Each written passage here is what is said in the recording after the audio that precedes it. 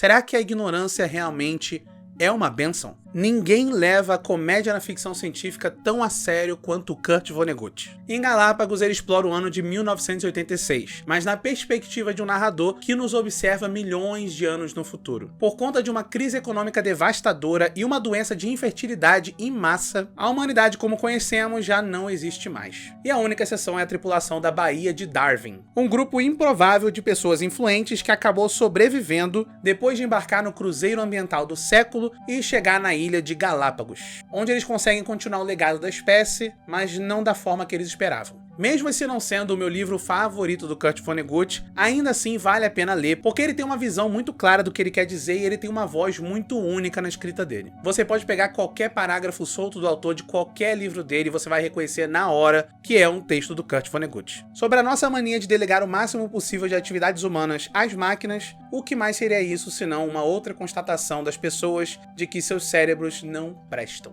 Que é brabo! Se você nunca leu nada dele, antes de tudo você está perdendo algumas das melhores obras de ficção científica que existem. Cama de Gato, Cereja de Titã, Matadouro 5, são todos excelentes. Mas se você não conhece, o Kurt Vonnegut tem algumas marcas registradas dele. Além do humor, que é bem crítico do sistema estadunidense, ele é um autor que explora muito a metalinguagem entre suas próprias obras. E ele fazia isso muito antes de ser moda em filme de herói. Aqui em Galápagos mesmo, você vai encontrar um personagem que é filho de um outro personagem recorrente do Kurt Vonnegut, que já apareceu em acho que uns 3 ou 4 outros livros dele. Mas o interessante é que você não precisa ter lido nada dele antes para entender as piadas aqui. O autor é bom o suficiente para contextualizar você vai entender a piada e vai achar muito engraçado. Uma outra coisa que Galápagos faz bastante é brincar com o próprio formato. Ele conta essa história que se passa em 1986, mas como se ele estivesse narrando os eventos de milhões de anos no futuro. Então vão ter inserções aqui de flashbacks e referências que só fazem sentido por conta do formato da obra. O formato faz parte da narrativa, isso complementa essa ambientação